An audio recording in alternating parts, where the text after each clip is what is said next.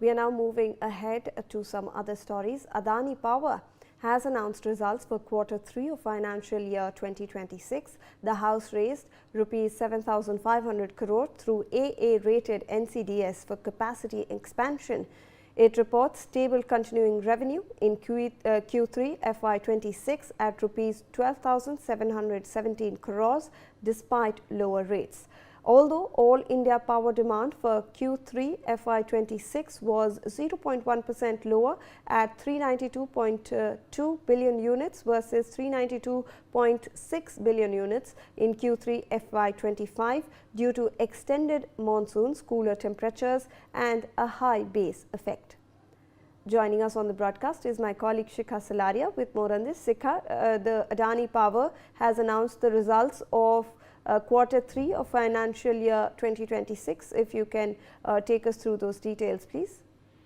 Yes, Shivani, Adani Power has announced its results for the Q3 of financial year 26 that has just ended, and it has reported a very robust profitability in face of temporary demand disruption. Now, there are a couple of events that have helped APL retain its reputation, and among them happens to be a letter of award that it has received from Assam Power Distribution Company Limited, that is APDCL, for supply of power on a long-term basis.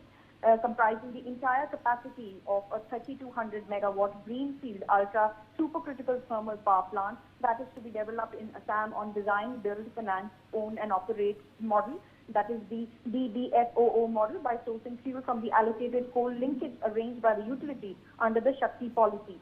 Furthermore, Adani Power Limited has also said that it is continuing to have operating revenues in the financial year 26.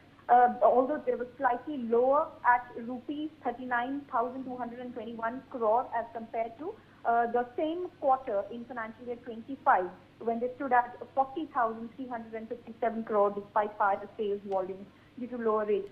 Furthermore, it has also said that other income for Q3 of financial 26 was lower at rupees 304 crores as compared to what it was in Q3 of financial 25, when it stood at 741 crores, primarily due to the higher late payment surcharge income during the previous year's corresponding quarter. Now, also it is said that the other income, the continuing other income was lower at rupees 1,302 crore in financial year 26 as compared to rupees 1,592 crore in financial year 25 due to similar reasons. So clearly what the APL has said that although there has been a decline in the demand, it has still retained profitability despite the temporary demand disruption, and has managed to raise rupees 7,500 crores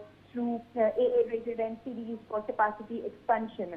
Also, what is important to note is that there is a 600 megawatt duty body power plant that is fully operational within 4 months of its acquisition, and that's also one of the plus points that Adani Power Limited has described in this message to media that they've shared with us. And so clearly, what the APL is saying that it has continued to retain a stable continuing revenue in Q3 of financial year 26 at rupees 12,717 crore despite lower rates, and also that it continues to have a robust continuing EBITDA for Q3 of financial year 26 at 4,636 crore. Right. Thank you so much, Shikha, for joining us on the broadcast with all those inputs. In fact,